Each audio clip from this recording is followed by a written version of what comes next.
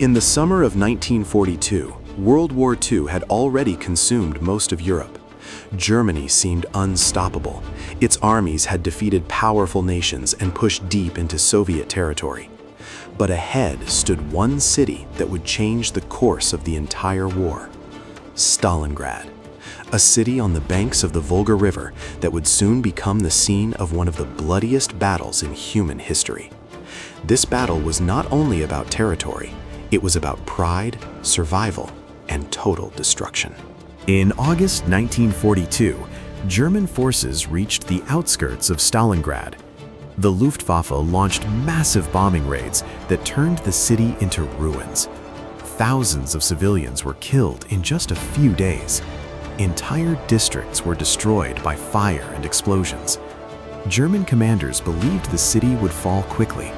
However, the destruction created perfect defensive positions for Soviet troops. Ruined buildings became fortresses. Every street turned into a battlefield. Fighting in Stalingrad was unlike anything the German army had experienced before. This was not traditional warfare. There were no clear front lines. Soldiers fought from building to building, from room to room. Sometimes enemies were separated by just one wall. Grenades were thrown through windows, machine guns fired from basements and rooftops. Snipers hid in the rubble, waiting for the perfect moment to strike. Factories such as the Red October plant and the tractor factory became deadly fortresses. Every meter of ground was paid for with blood. Stalingrad soon became known as the City of Snipers. Hidden among the ruins, Soviet marksmen waited patiently for their targets. One of the most famous was Vasily Zaitsev, whose deadly accuracy turned him into a legend. German soldiers began to fear every window, every shadow, and every broken wall. Moving in daylight became extremely dangerous. Sniper duels lasted for hours or even days. Fear spread through the ranks as losses continued to rise.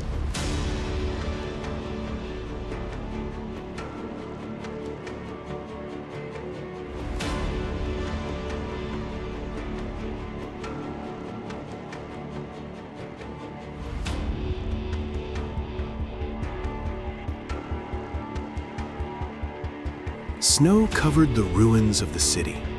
Destroyed buildings turned into frozen shelters. Many soldiers had to sleep in basements without heating. Weapons sometimes stopped working because of the extreme cold. Supply lines were constantly under attack. The wounded suffered terribly in these conditions. Despite the suffering, Soviet troops continued to resist with determination.